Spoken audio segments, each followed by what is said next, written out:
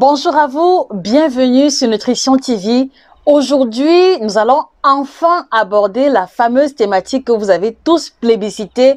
J'ai nommé ici le jeûne intermittent. Donc, on va l'aborder sous 5 questions principales. Qu'est-ce que c'est que le jeûne intermittent? Quel est le principe de fonctionnement? Quels sont les bénéfices et les règles clés qu'il faut pouvoir observer pour que cela se déroule bien? Voilà la thématique que nous allons aborder ensemble, fidèles téléspectateurs. En exclusivité sur Nutrition TV.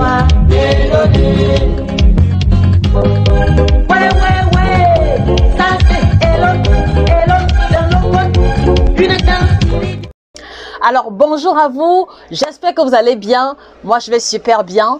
J'ai changé de décor. N'hésitez pas à me dire si vous l'aimez ou pas. C'est vrai que c'est un peu bruyant parce que c'est sur le balcon, c'est à l'extérieur, mais j'espère que vous m'écoutez très bien. Alors aujourd'hui, voilà, sous la demande de beaucoup d'entre vous, on a pris l'initiative de pouvoir revenir sur la thématique du jeûne intermittent. Donc, dans cette vidéo, vous allez découvrir quel est le principe du jeûne intermittent, comment le corps réagit au jeûne intermittent, quelles sont les règles clés qu'il faut observer pour ne pas mettre en danger sa santé et surtout le Saint Graal. En fin de vidéo, vous allez découvrir toutes les propriétés et toutes les vertus extraordinaires et insoupçonnées du jeûne intermittent. Donc, c'est la thématique que nous allons aborder ici aujourd'hui. Mais avant d'y arriver, je vais vous inviter à vous abonner sur la page en cliquant sur le bouton s'abonner et en activant la clochette de notification parce que comme vous vous rendez bien compte, tous les jours, nous mettons le paquet pour vous produire du contenu de qualité et je ne vous laisse même pas soupçonner ce que nous préparons en avance pour vous dans les mois à venir. C'est une très belle surprise. Voilà. Et également, je voudrais aussi vous inviter à nous rejoindre sur nos différentes plateformes, Facebook, Instagram, Nutrition TV. Et là, vous allez pouvoir découvrir du contenu haut de gamme que vous ne trouverez jamais ici sur YouTube. Et n'hésitez pas également à partager la vidéo à une amie, à une connaissance qui se lance dans le jeûne ou qui veut bien ou alors qui hésite à se lancer pour qu'elle puisse avoir les informations clés avant de démarrer définitivement. Voilà. Alors, qu'est-ce que c'est que le jeûne intermittent? Tel que le nom l'indique bien, c'est un schéma qui permet de fractionner l'alimentation. Il s'agit d'une forme d'alimentation dans laquelle on va alterner des périodes de jeûne vraiment strictes et des périodes où on va s'alimenter. Et en fait, la durée de la période de jeûne ou de la période où l'on s'alimente va varier en fonction du type de jeûne que l'on aura choisi, ce qui me permet comme ça d'introduire les principaux types de jeûne. Voilà. Alors, il faut savoir qu'il y a plusieurs catégories et sous-catégories de jeûne, mais aujourd'hui, on a juste choisi de retenir les 3 principales qui se regroupent aisément dans la grande catégorie du jeûne intermittent. Et c'est la raison pour laquelle on va distinguer le jeûne 16-18. Et comme l'expression l'indique bien, on a 16 heures durant lesquelles on va jeûner, donc durant lesquelles on va s'abstenir de manger ou d'ingérer un quelconque aliment, et 8 heures qui sera réservée à la période durant laquelle on est censé s'alimenter. Donc ici, il y a 2 sous-possibilités. Celle qui consiste à sauter le dîner, ça veut dire que vous prenez le dernier repas à 16h ou 18h au plus tard et le dîner, vous ne le prenez pas. Et ça fait que le lendemain, vous pouvez prendre le petit déjeuner un peu plus tôt. Et la seconde sous-catégorie qui va consister à prendre son dîner correctement, mais à sauter le petit déjeuner du lendemain pour que nous puissions avoir 16 heures définitivement. Donc, un exemple simple. Si je choisis la première sous-catégorie, elle va consister pour moi à prendre mon dîner à 18 heures. Et cela veut dire que je ne pourrai manger le lendemain qu'à partir de 10 heures. Donc, ça fait que j'ai eu 16 heures exactement. Et dans le deuxième cas de figure, si je prends mon dîner à 20 heures, ça veut dire que je serai autorisée à manger à nouveau à partir de 13 heures, 14 heures par là. Donc, voilà un peu comment fonctionne la première méthode qui est celle du 16-18. Alors, seconde méthode, on l'a intitulée le 5-2.2. Alors ici, c'est assez atypique parce que elle consiste à manger environ 500 à 600 calories pendant 2 jours sur une semaine. Et ce qui fait que les 5 autres jours, vous avez la possibilité de manger normalement. C'est vrai que ça ne rentre pas dans le cadre du jeûne intermittent, mais j'ai trouvé intéressant de pouvoir souligner cela parce que j'ai bien l'intention de vous poser une question à l'issue de cette brève présentation. Voilà. Et vous avez la troisième qui est le stop and eat. Donc, qui va consister, voilà, dans le stop and eat, le principe consiste à manger normalement pendant 24 heures. Mais sauf que le lendemain, vous allez également jeûner 24 heures et alterner comme ça au fur et à mesure. Donc, dans la méthode de stop and eat, on mange pendant 24 heures et le lendemain, pendant 24 heures, on va jeûner. Et la La méthode consiste comme ça à répéter l'opération pendant environ 2 jours sur une semaine. Donc voilà, chers téléspectateurs, les 3 principales catégories de jeûnes qui peuvent tendre ou correspondre à l'intitulé de jeûne intermittent. Alors avant que nous ne continuions, moi je vous pose la question, pour vous qui avez déjà fait le jeûne intermittent, quelle est la méthode que vous avez retenue? Quelle est celle que vous mettez en pratique jusqu'ici? Je suis curieuse de découvrir vos différentes réponses. En ce qui me concerne, puisque je ne prends l'initiative que de m'exprimer sur les thématiques où j'ai de l'expérience, personnellement, j'ai essayé la technique du 16-18 et je vais vous livrer mon expérience tout au long de la... En ce qui me concerne, c'est plus la méthode 16-18 que j'ai déjà eu à pratiquer jusqu'ici. Et pour la petite histoire, voilà, je pratiquais déjà le jeûne intermittent sans m'en rendre compte parce que très souvent, il m'arrivait de dîner tard et quand je dînais tard, je prenais sur moi de ne pas prendre le petit déjeuner le lendemain parce que le matin, je me sentais un peu lourd. Donc, je me disais que, voilà, si j'ai mangé à 21 h 22 h, il n'est pas nécessaire que je mange le matin parce que je me sentais vraiment lourde et je sautais le petit déjeuner pour ne prendre que le repas de midi. Et c'est quand, en fait, la méthode de jeûne intermittent a connu le boom qu'elle connaît aujourd'hui que je me suis rendu compte que je le pratiquais déjà sans forcément en avoir conscience. Donc, quelle est votre expérience? Quel est le type de jeûne que vous pratiquez? Quel est un peu le principe? N'hésitez pas à partager avec nous. Alors, une fois que nous prenons l'initiative de jeûner, qu'est-ce qui va se passer dans notre corps? Comment va réagir notre organisme vis-à-vis du jeûne intermittent? Alors, il faut savoir que à partir du moment où on prend l'initiative de changer son rythme alimentaire, d'avoir des périodes plus longues de jeûne, cela va obliger l'organisme qui a la préoccupation de nous garder en vie, qui a la préoccupation de continuer à vaquer, de continuer à maintenir notre physiologie en bon état. Cela va obliger l'organisme à puiser davantage dans les réserves de gras pour pouvoir nous fournir l'énergie utilisable. Puisque vous le savez, à aucun moment, le cœur ne va s'arrêter de battre, sauf si on rend l'âme. À aucun moment, le sang ne va s'arrêter de circuler. Donc, il faut garder à l'esprit que le corps est une machine complexe qui a en permanence besoin de carburant pour fonctionner de façon efficiente.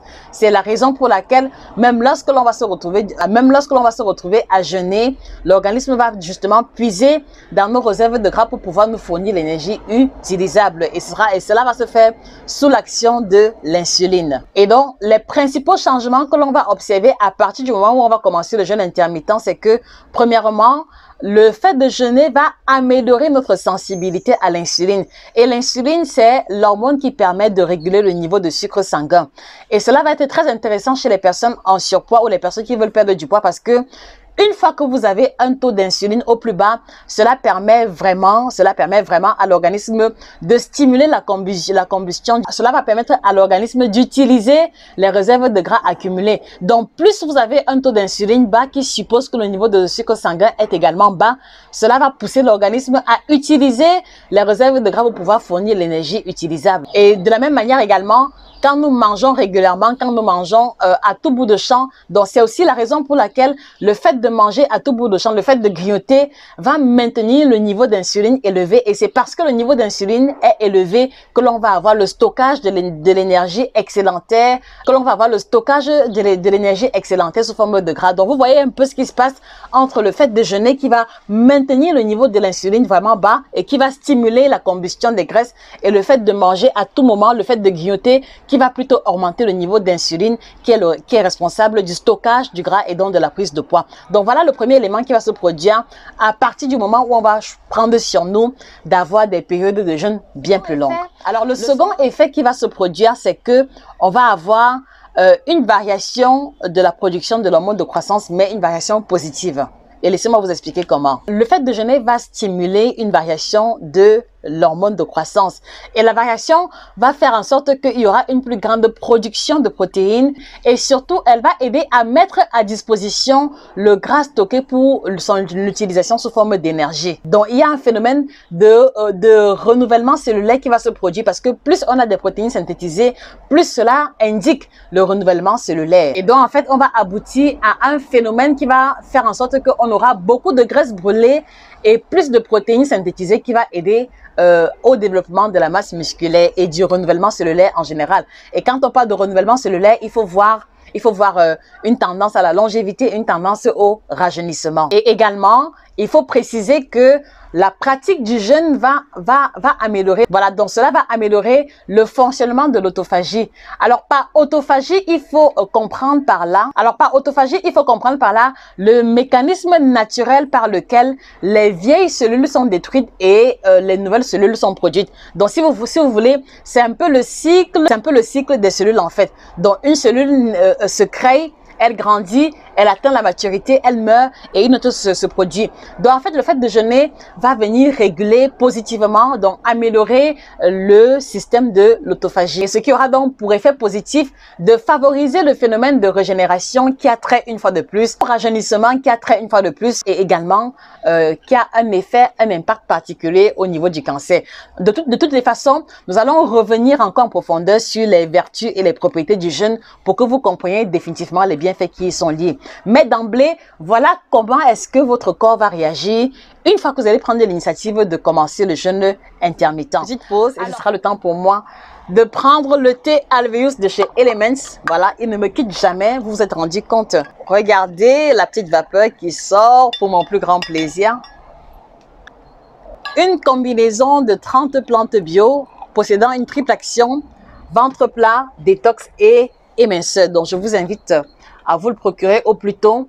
Un goût agréable qui se prend sans sucre, sans lait, sans aucune difficulté et qui va vous aider à améliorer la digestion, débarrasser les émonctoires des toxines accumulées et favoriser également le rajeunissement et la prévention de beaucoup de pathologies.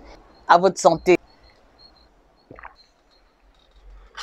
Alors, qui peut jeûner? Qui doit absolument s'abstenir de jeûner? D'entrée de jeu, si vous êtes en bonne santé, si vous n'avez pas une pathologie particulière, vous pouvez vous lancer dans le jeûne intermittent, mais avec quelques règles qu'il faudra suivre à l'entame. Mais par contre, il existe des catégories de personnes qui doivent faire attention ou alors qui n'ont pas le droit de jeûner. Et j'ai cité ici les personnes diabétiques. Donc, vous savez que la grande problématique chez les diabétiques, c'est la variation énorme du niveau de sucre sanguin.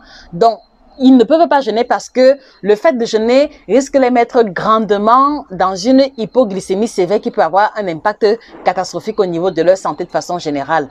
Donc voilà pourquoi est-ce que si vous êtes diabétique, s'il vous plaît, abstenez-vous de jeûner. Également, certaines personnes qui ont des maladies cardiovasculaires spécifiques n'ont pas le droit de jeûner, sauf avis médical, sauf recommandation particulière de leur médecin. Voilà. Et puis aussi, les personnes qui sont atteintes de cancer ou alors des personnes qui prennent des médicaments ou alors qui suivent un traitement particulier doivent s'abstenir de jeûner parce que quelquefois, il y a des médicaments qui sont contre-indiqués avec les périodes de jeûne prolongées. Donc, s'il vous plaît, avant de vous lancer dans le jeûne, rassurez-vous que vous ne prenez pas de médicaments, rassurez-vous que vous n'avez pas une pathologie particulière et prenez toujours l'avis de votre médecin aussi longtemps que vous savez que vous avez une santé fragile. Mais si vous êtes en bonne santé, allez-y, lancez-vous et voilà, revenez partager avec nous votre expérience personnelle. Voilà, et nous allons également préciser que le jeûne intermittent n'est pas indiqué aux enfants parce qu'ils ont un métabolisme correct et ils sont encore en phase de croissance, donc ils n'ont pas forcément les mêmes problématiques, ils n'ont pas forcément les mêmes challenges que les adultes en ce qui concerne leur santé de façon générale. Donc les enfants n'ont pas le droit de jeûner. Les femmes qui allaitent également n'ont pas le droit de faire le jeûne intermittent parce que comme elles allaitent, elles ont la préoccupation, elles ont besoin de pouvoir apporter à leur corps tous les nutriments indispensables pour que le lait maternel soit produit en quantité, en temps et surtout en termes de qualité. Voilà, parce que si vous jeûnez 16 heures de temps, cela suppose que vous n'avez rien mangé. Et donc, même si le lait continue de couler, cela ne va pas apporter au bébé les nutriments nécessaires. Et si vous vous entêtez à jeûner pendant que vous allaitez, il est fort probable que votre enfant se retrouve en train de développer des carences. Donc, abstenez-vous du jeûne et voilà, prenez sur vous de sevrer votre bébé avant de commencer le jeûne intermittent. Voilà, également, les personnes âgées n'ont pas le droit de jeûner parce que, voilà, à partir d'un certain âge, le métabolisme est fragilisé, le système immunitaire également. Donc, si on doit appliquer, si on doit soumettre une personne du 3e âge au jeûne, cela sera encore éprouvant pour sa physiologie de façon générale, ce qui n'est pas intéressant. Donc, les personnes âgées doivent s'abstenir du jeûne. Et également, s'il vous plaît, détail d'importance, même si vous êtes en bonne santé et que vous avez des troubles de comportement alimentaire, c'est-à-dire que vous avez une tendance à l'anorexie, vous avez une tendance à la boulimie, vous avez une tendance à l'hyperphagie, abstenez-vous parce que malheureusement, le fait de jeûner a tendance à amplifier les troubles de comportement alimentaire.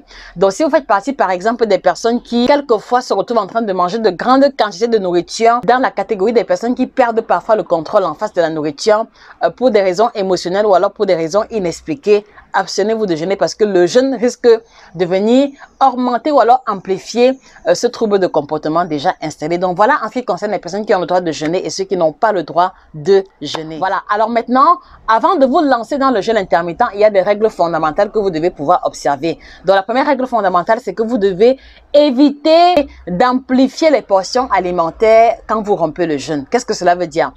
En général, quelquefois et de façon inconsciente, quand on commence le jeûne intermittent, on se dit, OK, je n'ai pas mangé le matin, donc ça veut dire qu'à midi, je peux me permettre de manger 2 plats. En général, de façon inconsciente, les personnes qui prennent l'initiative de jeûner se retrouvent, malgré elles, à manger de doubles portions lorsque elles viennent à rompre le jeûne. N'exagérez pas la taille des portions alimentaires lorsque vous mangez parce que cela risque de créer une distension abdominale qui va habituer votre corps à de grosses portions alimentaires, ce qui n'est pas l'objectif recherché.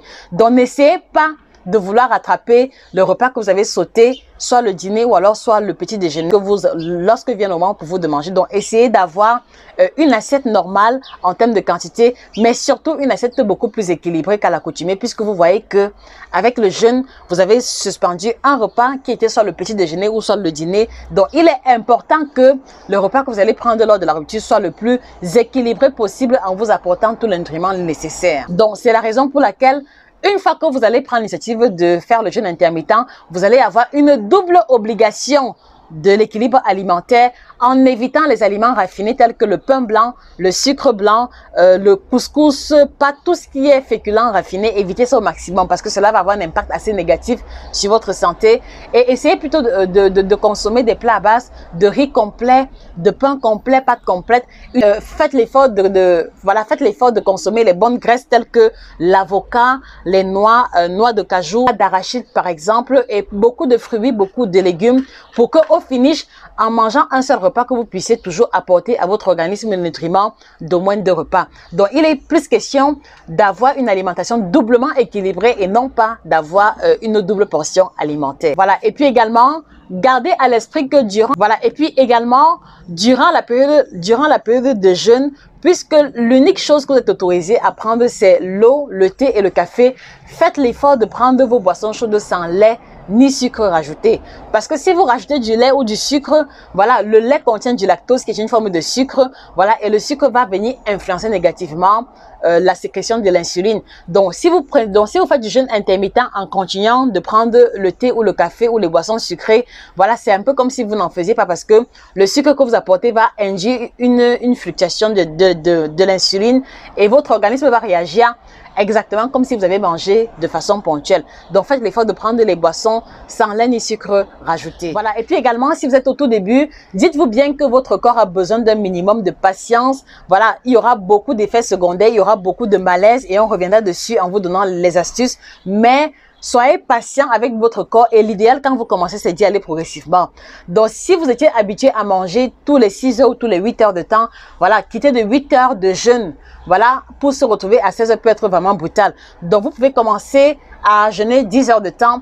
Après 2-3 jours, vous allez à 12 heures. Après 2-3 jours, vous allez à 14 heures jusqu'à atteindre l'objectif de 16 heures de temps. Et ça fait que, en fonctionnant par palier, vous allez laisser le temps à votre organisme de vous habituer. La rupture ou alors le changement brutal sera moins difficile à vivre pour vous et donc vous serez également plus à même de maintenir la pratique du jeûne dans le temps et dans l'espace. Voilà, et on va également vous inviter à pratiquer l'activité sportive parce que beaucoup pensent que le fait de jeûner les met un peu à l'abri de la pratique du sport. La pratique du sport ici sera très intéressante parce que, donc il est important que vous pratiquiez le sport parce que cela va être très intéressant, non seulement pour stimuler l'élimination des toxines produites lors de la pratique du jeûne, mais surtout pour remettre le métabolisme au top, puisque quand vous restez sans jeûner, dans une certaine mesure, l'organisme aura tendance à avoir son métabolisme à la baisse, à réduire les besoins, à réduire les dépenses, ce qui peut conduire à une diminution du métabolisme de façon générale.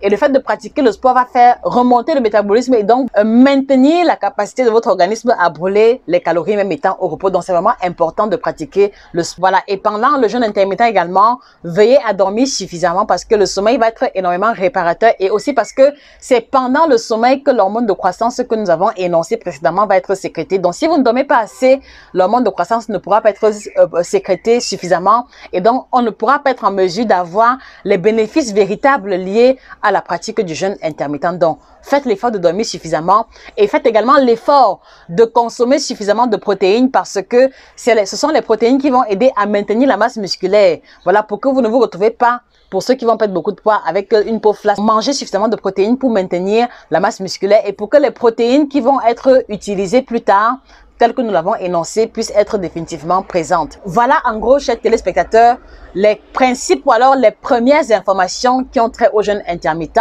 et qui sont fondamentales avant de pouvoir se lancer. Donc, moi, la question que je vous pose, est-ce que vous avez déjà eu à pratiquer le jeûne intermittent? Comment s'est passée votre expérience vis-à-vis du jeûne intermittent? Mettez-les en commentaire. Donc, quelles sont vos difficultés concernant le jeûne intermittent?